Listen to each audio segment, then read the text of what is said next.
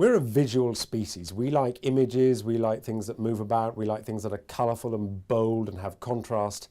So do use slides. It is absolutely fine to use slides. I encourage you to use slides. PowerPoint is not the work of the devil. But the problem is there will be people sitting through presentations right now where endless slides have gone up full of far too much text. And there are so many problems with this. So for example, if I put up a slide and there's lots of text on it and then I just read the slide out to the audience, the chances are that the audience will have got to the bottom of the slide before I've finished reading, because we can read faster than we can speak. So therefore the thought process will be, I've finished reading that, thank you. Why are you reading it to me? It's a waste of my time. You are therefore an idiot. And then there are other problems. What happens if a presenter puts up a slide where there are lots of words? Naturally, an audience will want to read those words, but then the presenter starts speaking about something else. Well, there'll be a disconnect between the visual and the auditory. So again, what will happen is that the audience will just switch off and disengage. So where you possibly can, keep words to a minimum. Try not to put up complete sentences. You don't need to put up the complete sentences on a slide. Put up the headlines, put up the key words.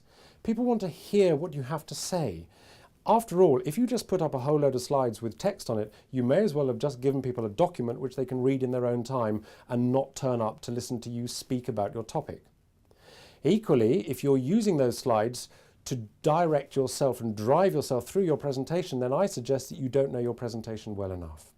So think about the visual. Think about how you would want to actually receive that information. What sort of images? And please do use images. And by the way, not clip art. We have moved out of the 1990s. Find decent images, high resolution quality images that are relevant. Don't just put them up because they're pretty and you like them. They have to be relevant and they have to be consistent.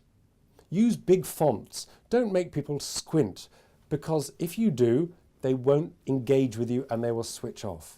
So there are so many problems with putting up text-heavy slides. And my rule is, if you can't justify the slide being in the presentation, cut it. And then the final thing is, when you're presenting with slides, I'm going to give you a phrase now that I would like you to remember. Channel your inner weather forecaster. When people deliver the weather, they look down the lens of a camera, their audience. Now, you may not be looking down the lens of a camera, you'll be looking at a group of people.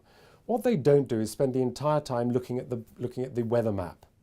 If you turn your back to an audience and speak to the slide, firstly, the slide isn't interested, and secondly, you disengage from your audience.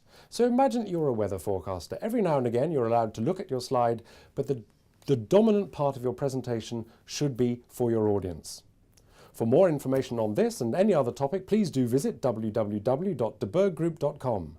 Thank you for watching.